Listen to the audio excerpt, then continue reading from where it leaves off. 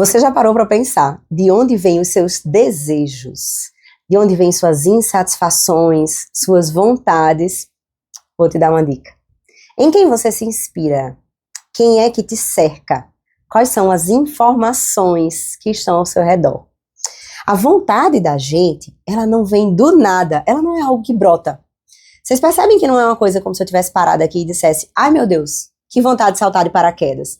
Isso não acontece, né? Eu preciso ter visto algo, ouvido sobre algo. Eu preciso saber que existe, né, esse tipo de prática para que eu possa desejar isso na minha vida. E saber disso é importante por quê? Porque nós não estamos sós. Nós vivemos num contexto, nós vivemos em sociedade. Todo o tempo nós estamos cercados de estímulos que despertam na gente vontades e insatisfações muito importantes, principalmente se a gente não estiver atento a eles. Antigamente, né, antes da era digital, o que é que costumava acontecer? As pessoas se comparavam com as pessoas ali, em sua volta, né? As pessoas que moravam na mesma rua, que estudavam na mesma escola, que trabalhavam no mesmo lugar, pessoas que, de modo geral, tinham a tendência a ter um comportamento e estilos de vida semelhantes.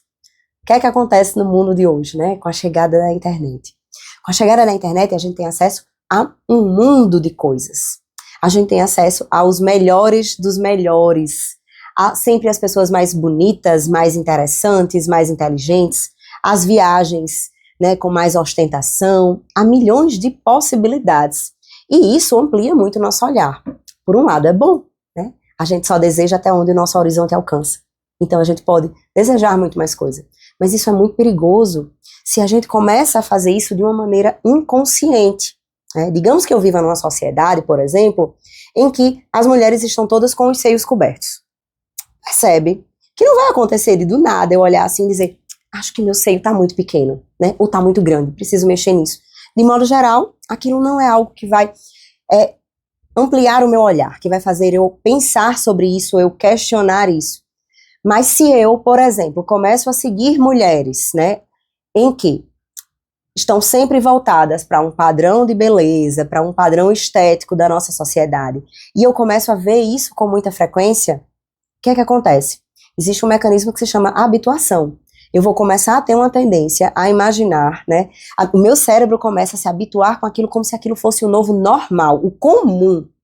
E aí, quando eu me olho no espelho, eu começo a achar que tem alguma coisa errada, né? Eu olho e me estranho como se eu fosse diferente, como se eu estivesse divergente.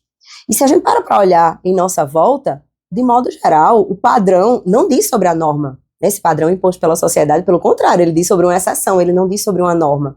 E aí, do nada, eu vou me pegar, poxa, tô com uma rugazinha aqui, né? Será que isso aqui tá bacana, isso aqui não tá? E isso vai passar a ser um problema.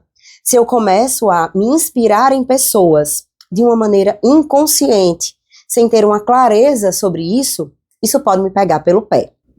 Existe até uma fala que diz que você é a média das 5 pessoas que você mais anda. Não gosto dessa fala por completo, né? Penso ela ser um tanto polêmica.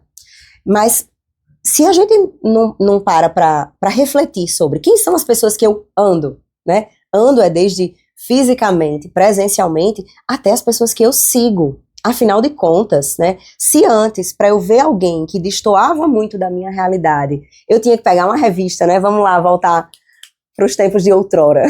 Eu tinha que pegar uma revista Caras, né, ver aquela ilha de Caras, com aquelas viagens, aquelas casas, aqueles corpos maravilhosos. Mas aquilo ali ocupava um percentual da minha vida desse tamanho. Depois eu voltava para a minha realidade. Hoje, com o celular na mão, eu vejo, revejo, vejo novamente. O impacto disso na minha vida passa a ser muito maior. Então, as pessoas que eu ando, elas não são somente as pessoas que estão comigo fisicamente, mas são também as pessoas que eu vejo na internet. Afinal de contas, a frequência que elas estão ali expostas a mim são muito grandes. Mas aí, Carol, você está dizendo que eu só posso seguir, né, ou me acompanhar de pessoas que eu admire por completo? Não, de jeito nenhum. Até porque nessa hora a gente teria uma questão muito forte com o conceito, né, com essa polaridade que existe hoje em dia sobre amar ou odiar. Alguém ou é de tudo bom ou é de tudo ruim. A questão é que eu preciso saber o que eu admiro e por que eu admiro. Digamos que eu ande com determinada amiga minha, e eu acho que o jeito que ela lida, por exemplo, com o esposo dela é algo que não é tão bacana. Eu não me espelho nessa parte, né? Ela é um tanto grosseira, enfim, algo nesse tipo.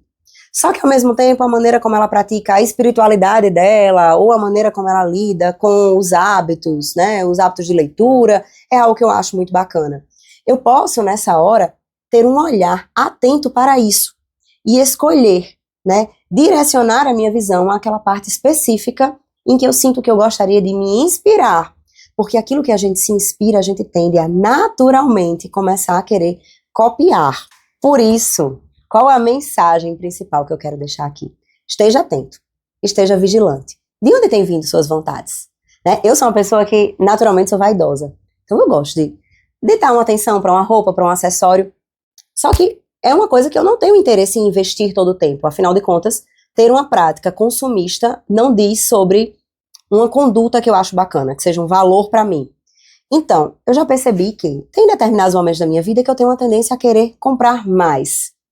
E eu ficar atenta, de onde está vindo esse desejo? Por que será que eu estou comprando mais, né, mais além do que eu gostaria? De onde está vindo isso? Gente, isso é liberdade. Na hora que eu consigo perceber, poxa, talvez eu tenha absorvido mais conteúdo sobre isso. Talvez eu esteja andando mais com aquela minha amiga que fala muito sobre isso, esteja despertando um olhar maior para mim sobre essa questão, mais faltas, mais desejos, mais consumo, eu vou ter um poder maior sobre as minhas escolhas. Não existe liberdade sem autoconhecimento. Se perceba de onde vem, e aí nessa hora você vai poder realmente fazer as suas escolhas e não ser escolhido pelo seu meio e pelo que te inspira.